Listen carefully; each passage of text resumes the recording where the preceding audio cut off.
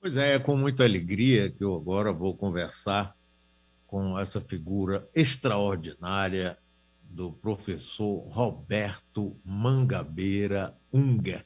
Professor, boa tarde, seja muito bem-vindo. É uma alegria enorme estarmos conversando agora com você. Tudo bem, professor?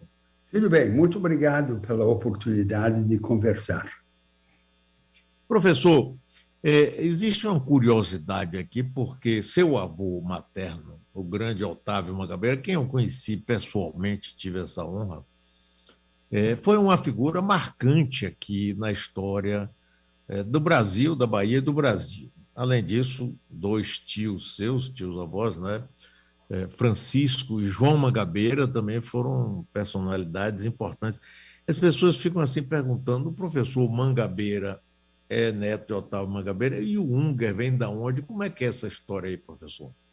O Unger é meu pai, nascido na Alemanha, mas que veio ainda criança para os Estados Unidos, e que minha mãe, Edila, filha do Otávio, conheceu em Nova York durante o último exílio de meu avô. E lá se casaram. Eu nasci no Rio, mas passei a minha infância em Nova York com meus pais. E nas férias escolares de verão, durante esse período de minha infância, eu vinha ao Brasil, ao Rio, e passava as minhas férias com meu avô Otávio. Começávamos em junho no Hotel Glória, o Rio ainda era a capital, e eu andava com ele pela Praça Paris até o Palácio Monroy, o antigo Senado, e lá a criança ficava assistindo aos debates na galeria. E às vésperas do 2 de julho, nós íamos juntos à Bahia e eu desfilava, criança pequena, com meu avô no desfile do 2 de julho. Uma imensa inspiração para mim, um outro mundo, um mundo misterioso de vitalidade que vinha de baixo. E uma introdução a este segredo do Brasil, que é a grande anarquia criadora. O país em que o sincretismo, a mistura de tudo com tudo, é ao mesmo tempo o problema e a solução. Professor Otávio Mangabeira, eu me lembro, eu era muito jovem, mas me lembro de um desfile fantástico que ele promoveu do 4º centenário da Bahia. Foi uma coisa extraordinária. Inclusive, meu pai filmou, fotografou, eu tenho lembranças disso até hoje. Seu avô foi uma figura marcante na Bahia, que professor da Escola Politécnica, ainda quando era ali na Avenida 7 de Setembro, no São Pedro, né? Vereador de Salvador, né? E tantos cargos que ele ocupou, vários exílios que ele teve que amargar. Ele foi muito jovem, nascido de uma família pobre, né? O pai dele era farmacêutico, viúvo. Ele foi professor titular de astronomia na Escola Politécnica. E em 1910, o cometa Halley passou pelo céu e era visto como um presságio do fim do mundo por parte da população. O então governador J.J. Seabra pediu ao meu avô, como o titular de astronomia, pronunciar uma palestra para o povo na Praça da Sé, para explicar o verdadeiro sentido do cometa. Ele pronunciou, mais tarde a Academia Brasileira de Letras viria a publicar essa palestra na forma de um panfleto, e teve um êxito estrondoso. E por conta disso, o J.J. Seabra visitou meu avô no dia seguinte e o convidou a concorrer à Câmara dos Deputados. E foi esse o verdadeiro início da carreira dele na política nacional. Um caso talvez único na história do mundo de uma carreira política baseada na astronomia. É fantástico. Portanto, mais um exemplo dessas incongruências que meu avô apontava na vida baiana e brasileira. Professor, sabe uma coisa que eu procurei e até hoje não achei? Um livro sobre Otávio Mangabeira. Você tem conhecimento de alguma publicação? Eu tinha uma Sim, que Paulo II fez. há 2 ou 3 biografias de meu avô publicadas, e há um livro também sobre os 3 irmãos, o Otávio, o João e o Francisco. O Francisco, médico e poeta, introdutor da poesia simbolista no Brasil, que pouco depois de formado foi para o Acre, foi secretário do governo revolucionário do Acre, participou da rebelião que levou à incorporação do Acre ao Brasil e escreveu o hino de independência do Acre, que é incessantemente cantado lá, em todos os atos. O presidente Lula, uma vez, me fez uma observação penetrante que os 3 estados com personalidade mais forte no Brasil são a Bahia, o Rio Grande do Sul e o Acre. E esses irmãos estavam ligados a pelo menos 2 dos 3. Professor, estou conversando com o professor Roberto Mangabeira Unger. Professor, o rumo do Brasil. Qual o rumo do Brasil? O Brasil perdeu o rumo, perdeu o caminho. O Brasil era até 1970, de 1870 a 1970, por esse século, um dos países que mais cresciam no mundo. De 1980 para cá, caiu na estagnação, perdeu o caminho. Deixou de ter um projeto de desenvolvimento, uma estratégia que desse braços, asas e olhos à energia de seu povo.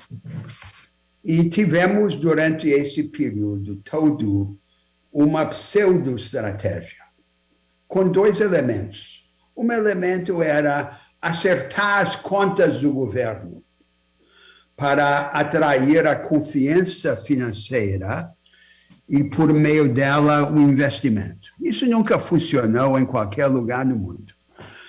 O realismo fiscal é indispensável, mas não é para ganhar a confiança dos mercados financeiros.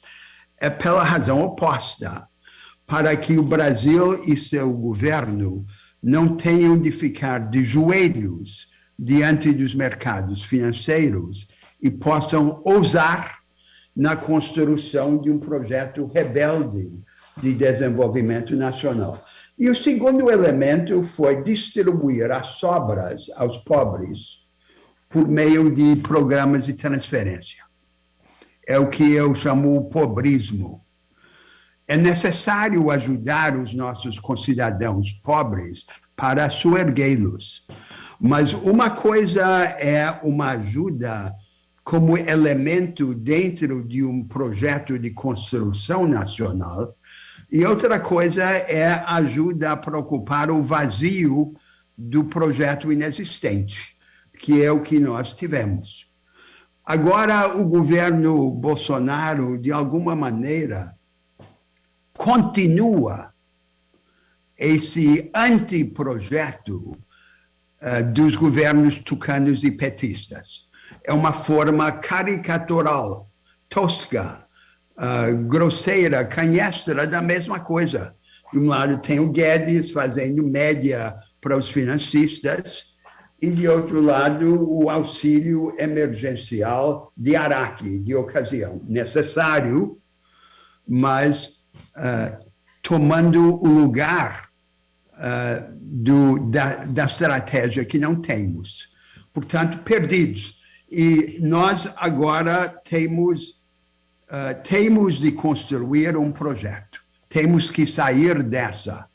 E a saída, a meu ver, tem 4 grandes partes. Uma parte é a qualificação do aparato produtivo no Brasil. Nós nos desindustrializamos, como grande parte do mundo. Não há volta ao paradigma industrial anterior. Mas qual é a alternativa?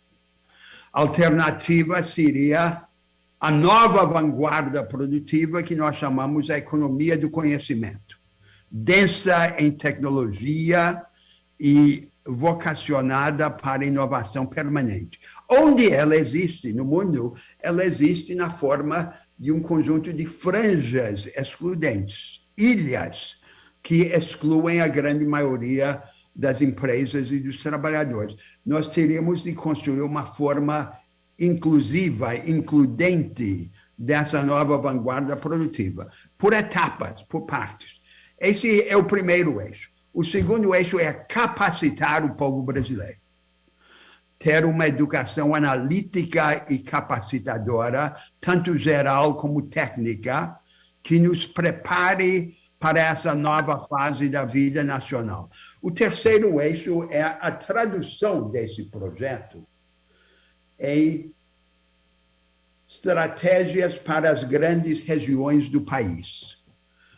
Um projeto nacional só vai se efetivar no Brasil quando tocar o chão da realidade regional.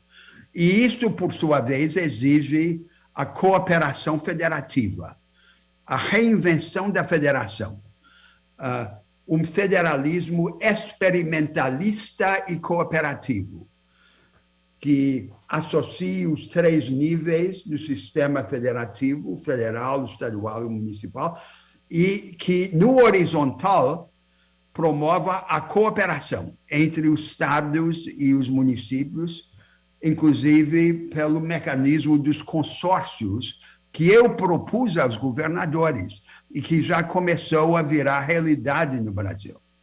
E o quarto eixo é construir o resguardo da independência nacional, uma política exterior que permita ao Brasil liderar a convergência sul-americana, um projeto compartilhado de desenvolvimento na América do Sul, e que reordene a nossa relação com as 2 grandes superpotências da época, os Estados Unidos e a China, para condicionar a nossa relação com elas à nossa qualificação, ao nosso soerguimento produtivo e tecnológico. E a construção da defesa nacional. Nós temos de nos defender. Quando eu estava no governo, eu me dediquei à construção da Estratégia Nacional de Defesa. O Brasil é o único país de dimensão continental na história moderna que ascende sem querer imperar. É o mais pacífico dos países grandes. Mas a nossa orientação pacífica não nos exime de nos defender. Nós não queremos viver num mundo em que só os pacíficos estão desarmados e os beligerantes estão armados até os dentes. Nós precisamos poder dizer não. Essas são as nossas grandes tarefas. E essa tarefa precisa ser pensada, construída e executada pela política. Portanto, um grande momento para uma reviravolta na vida nacional. Professor, no momento nós temos aí um presidente Bolsonaro, um candidato à reeleição. Do outro lado, agora, o ex-presidente Lula, que está apto e parece que será candidato à à presidência. E um outro eixo que eu considero extremamente importante, que é Ciro Gomes. Não há um consenso. Eu, outro dia, conversei com Ciro e tinha conversado com Fernando Haddad. Para Fernando Haddad, eu perguntei: há possibilidade de haver um acordo, uma união de setores que tenham um projeto para o Brasil, que não seja esse simplesmente de que Bolsonaro propõe? Ele disse que não, quer dizer, há, mas para o segundo turno. No primeiro turno vai todo mundo. Eu conversei com o Ciro tem outra visão, ele acha que o PT realmente é um empecilho em muitas coisas, e eu fico pensando como o Brasil tem um projeto dessa magnitude que ouvimos agora, com essa perspectiva de uma polarização excessiva, de novo, entre Lula e Bolsonaro. Polarização sob alguns aspectos, Mário, mas é o oposto da polarização, é o consenso sobre outros aspectos, porque é a continuação do fiscalismo e do pobrismo. E a renúncia, a abdicação nacional, a falta de um projeto nacional de desenvolvimento. Nenhuma construção institucional. Todos esses anos de governo petistas e governos tucanos, nada de construção institucional. O último grande período de construção institucional que nós tivemos foi o último período de Vargas, o corporativismo varguista. E até hoje, nós continuamos a viver em meio aos destroços do corporativismo varguista. O Brasil precisa viver um novo momento de afirmação nacional e de reconstrução das instituições, a serviço dessa estratégia de desenvolvimento, uma estratégia que nos capacite, que nos eleve, que nos permita subir a escada da qualificação econômica e educacional. Agora, isso exige um posicionamento político, precisa de agente político. E esse agente político não pode ser nem essa forma caricatural do antigo, que é Bolsonaro, nem a continuação dos governos petistas. Tudo indica que mais ou menos metade do eleitorado não quer nenhum nem outro. Eu tenho um candidato. Eu vejo o Ciro Gomes como o candidato indicado a representar na política essa alternativa nacional. Ele tem fibra, coragem, disposição de enfrentamento. Ele tem clareza sobre o caminho. E ele é tarimbado nos negócios do Estado, no enfrentamento das dificuldades. Agora, nós estamos nessa confusão, na escuridão, como frequentemente ocorre no Brasil, as luzes estão apagadas e nós temos que acendê-las. Professor, nesse momento que nós estamos vivendo, que ainda uma parcela razoável da população apoia o presidente Bolsonaro e as medidas negacionistas em relação à pandemia, o Brasil agora entrou assim como um difusor de novas cepas do coronavírus, sem nenhuma perspectiva de uma solução a médio prazo. Mas ainda tem uma parcela grande, ou relativamente grande, da população que reza por essa cartilha, que acha que o caminho é esse, essa coisa de restringir circulação de pessoas é um absurdo, que as pessoas estão morrendo de fome, que tem que abrir tudo. Mesmo vendo, ontem nós vimos 2.800 pessoas morrendo por dia, não é? Tem médicos que estimam que vamos chegar aos 500 mil mortos, e ainda assim uma parcela dessa população não quer conversar sobre outros projetos. E aí, professor? É o obscurantismo. Agora, analisemos onde está o cerne do apoio a Bolsonaro. Está em 3 elementos. Primeiro, os evangélicos. Segundo, aquilo que se poderia chamar o agro, a agricultura provinciana do Brasil profundo. Não é o agronegócio internacionalizado, cosmopolita. E terceiro, o aparato policial militar, sobretudo as polícias, a estrutura de segurança. São 3 ilhas dentro do Brasil. E nós compartilhamos a culpa.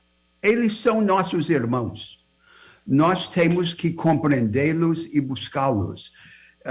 E isto tudo aconteceu e continua a acontecer porque nós todos juntos, os cidadãos, não construímos um projeto includente e permitimos que a política brasileira naufragasse nessas platitudes ideológicas. O povo brasileiro não quer saber de partidos políticos. Não entende esse sectarismo de direita e esquerda. Nós temos que construir um projeto amplo, generoso, que compreenda qual é o problema essencial do país. O problema essencial do país é a mediocridade.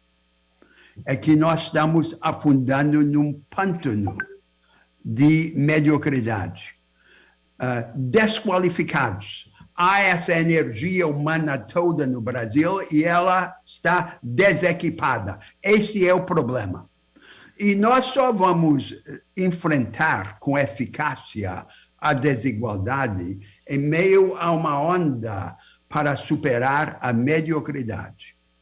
Portanto, eu propugno um projeto que não seja sectário, que não se abrace a um vocabulário tradicional de esquerda, um produtivismo includente e capacitador, que conquiste mesmo essa parcela da população que é hoje sustentáculo do projeto regressivo de Bolsonaro. Mas essa tarefa é uma grande tarefa, é uma tarefa muito difícil, por conta da escuridão. O povo brasileiro está naquela situação que meu amigo e aliado Brizola descrevia, costeando o alambrado, buscando uma saída, e buscando uma saída à noite, sem estrelas, sem lua. Essa é a realidade. Agora, é um grande momento. É um grande momento. Voltando ao cometa de Halley, que foi o início da carreira política de meu avô. No início de Guerra e Paz, de Tolstói, os protagonistas olham para o céu e veem o cometa de Halley, que é um presságio, é uma profecia dos traumas que os arrancarão das rotinas do apequenamento. Depois vem, no início do século XX, esse cometa de Halley, que meu avô explicou ao povo da Bahia na Praça da Sé.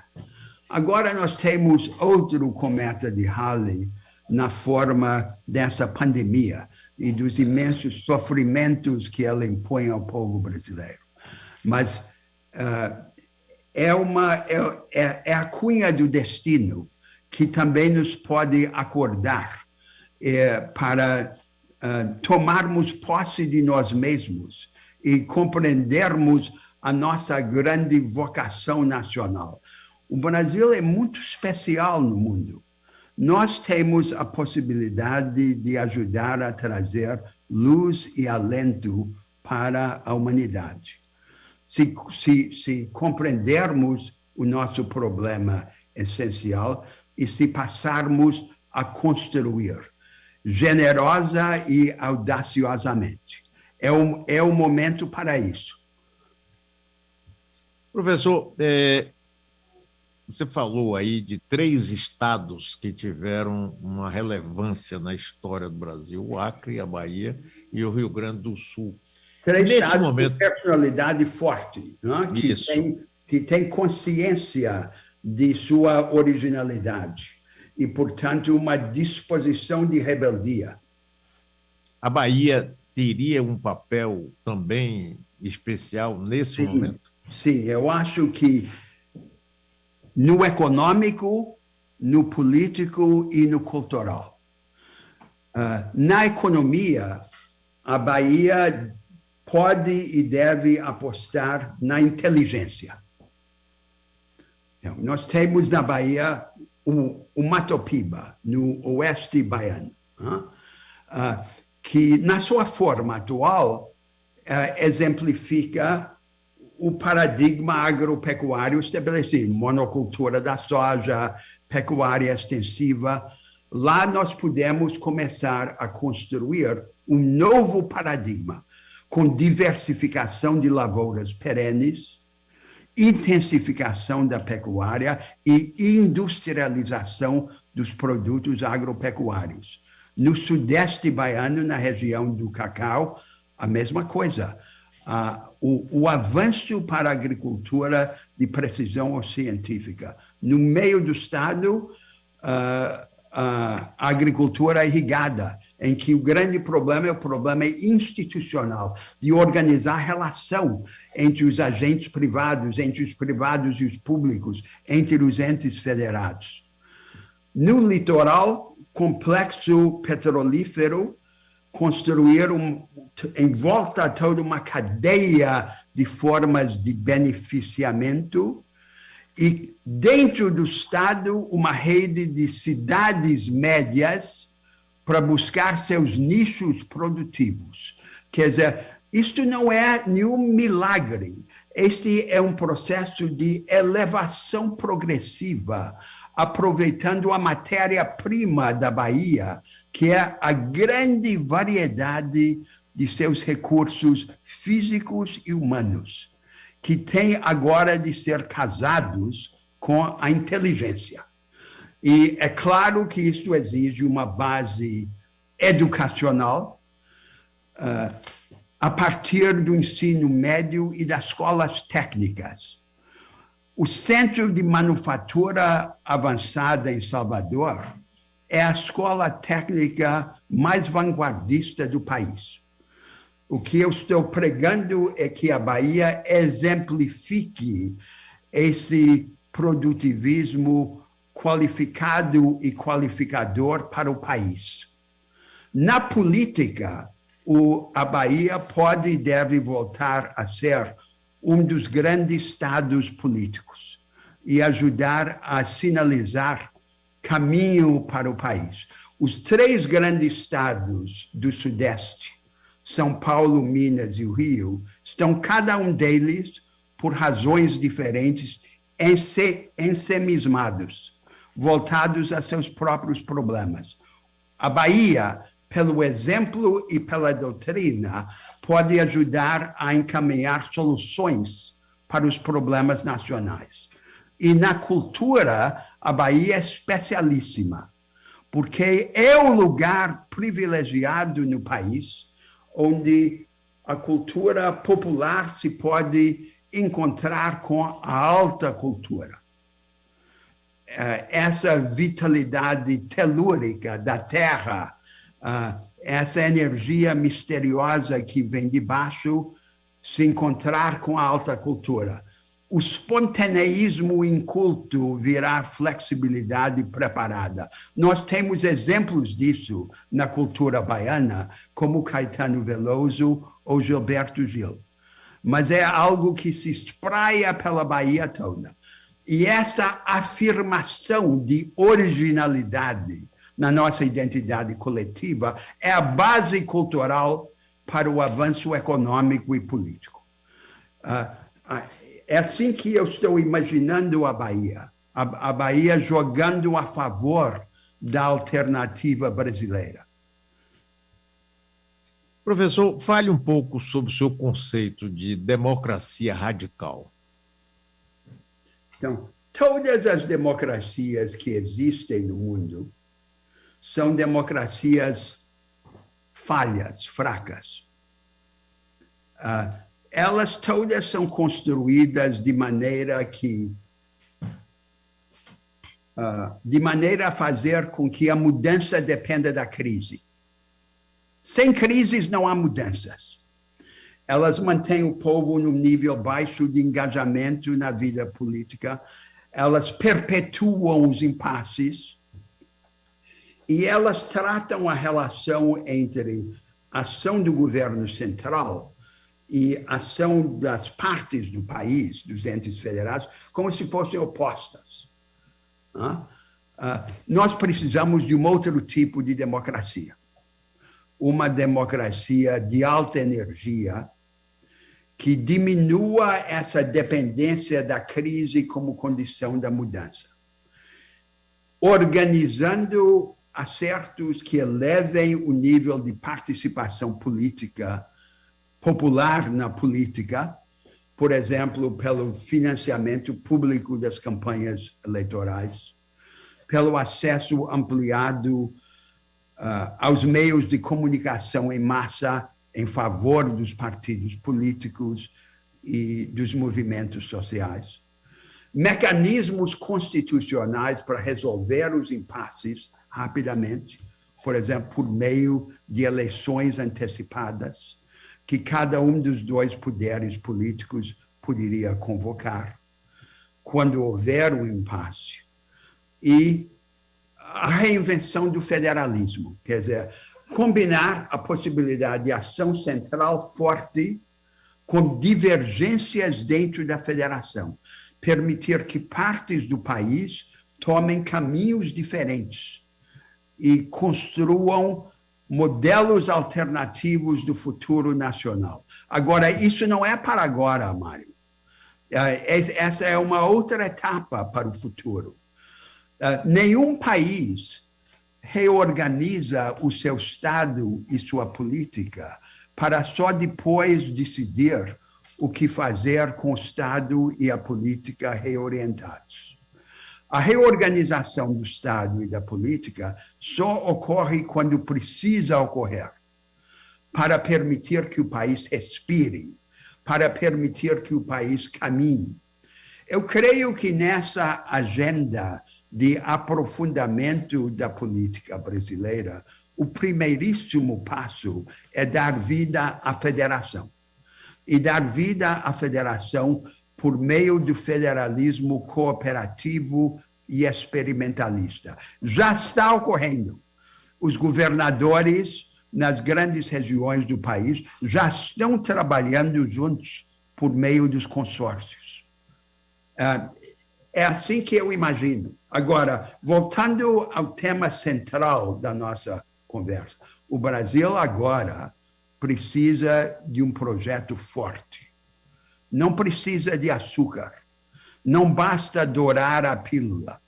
A tarefa não é humanizar o inevitável. A tarefa é levantar o povo brasileiro.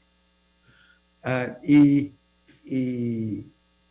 para essa tarefa é que precisamos do Projeto Nacional de Desenvolvimento, de estratégia. Nós só tivemos no Brasil um projeto, partidos fortes, quando tivemos um projeto forte. Em 1950, Getúlio se reinventou como nacionalista industrializante e o quadro partidário se organizou polarizado em torno do projeto de Getúlio. Os partidos a favor e os partidos contra. Quer dizer, os partidos fortes não foram a causa do projeto forte. O projeto forte é que foi a causa dos partidos fortes. Nós agora precisamos voltar a ter um projeto forte, completamente diferente do projeto varguista. O único tema comum é a afirmação nacional, mas não pode ser a volta ao antigo paradigma industrial. Não pode ser a autarquia, em relação ao mundo, o Brasil separado do mundo. Não, nada disso. Nós precisamos ter um projeto que construa uma forma includente do vanguardismo produtivo e que condicione a nossa integração na economia mundial aos interesses da nossa estratégia de desenvolvimento. Tudo isto pode ser explicado de tal maneira que todos os brasileiros possam compreender e debater. E é isso que eu quero. Nós temos essa vitalidade assombrosa no Brasil, mas a vitalidade sozinha é cega. A vitalidade precisa de uma aliada. A aliada da vitalidade é a imaginação. Excelente, professor. E muita gente pergunta, e como ter esperança no Brasil nesse momento que nós estamos vivendo? Eu já andei o Brasil todo. Foi um dos grandes benefícios da minha breve participação no governo como ministro-chefe da Secretaria de Assuntos Estratégicos. Eu andei o Brasil todo. O interior e o interior do interior de todos os estados brasileiros. Já conversei com gente de todas as classes sociais em todos os estados do Brasil. Eu, andando com meu terno preto, era frequentemente confundido com um pastor evangélico. E falando com sotaque estrangeiro, uma figura estranha, mas dentro das incongruências brasileiras, aceitável. E o que eu posso dizer é o seguinte: o Brasil continua íntegro na sua base, com esse recurso mais importante da vitalidade. O poeta alemão Hölderlin disse: quem pensa com mais profundidade ama o que tem mais vida. Por esse critério, o nosso país é um país amável. O povo brasileiro, apesar dessa polêmica política, está fundamentalmente unido e desejoso de se levantar. Nós temos agora esse extraordinário fenômeno social no país dos emergentes. Grande parte deles evangélicos, que abraçaram uma cultura de autoajuda e iniciativa. Uma pequena burguesia empreendedora que quer se levantar. Atrás deles, há milhões de brasileiros ainda pobres, mas que já abraçaram a mesma cultura e têm os olhos vidrados nessa nova vanguarda social. A grande revolução brasileira hoje é o Estado usar seus poderes e recursos para permitir à maioria pobre seguir o caminho dessa vanguarda de emergentes. É para isso que nós precisamos de um projeto nacional de desenvolvimento e de construção institucional na economia e na política. E o Brasil está pronto. O povo brasileiro é singularmente despido de preconceitos e disponível a mensagens. Não é infalível, às vezes se engana, mas aprende com os equívocos. Essa é a realidade do Brasil. Essa é a nossa grande confusão.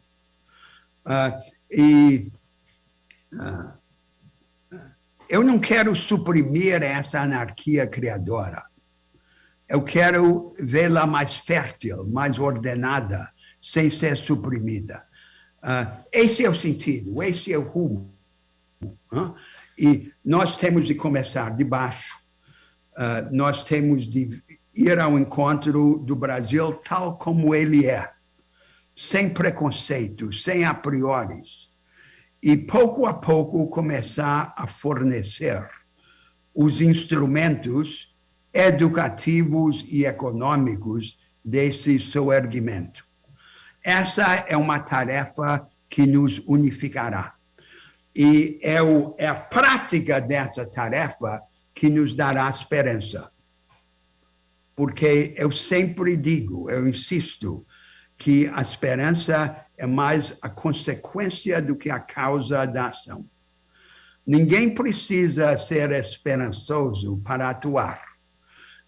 É possível atuar por indignação, e não por esperança. Mas no meio da ação intelectual, ação do espírito, ou ação prática, na política e na economia, nós descobrimos as oportunidades transformadoras. Essas são as pequenas epifanias da experiência, as descobertas das possibilidades ocultas. E aí vem, em resposta às epifanias, as profecias, que são as antecipações de um outro futuro. E qual é o método do profeta? O método do profeta é imaginar um outro futuro, mas dar uma primeira prestação. Demonstrar na experiência atual algo que prefigure aquele futuro que ele vislumbra. Este é o método que nós temos de usar para nos libertar. E é essa experiência de libertação que nos fará esperançosos. Entendi. Professor, muitíssimo obrigado. Viu? Foi um enorme prazer essa conversa. Espero que a gente tenha a oportunidade de repetir ela outras vezes. Foi uma aula maravilhosa. E eu espero, Mário, eu espero, Mário, que no espírito dessa conversa eu tenha, de alguma maneira, encarnado o espírito não só do Brasil, mas também da Bahia. Com certeza, com certeza. Muitíssimo obrigado, professor. Foi um prazer enorme te conhecer, viu? Obrigado a você e a todos. Até logo.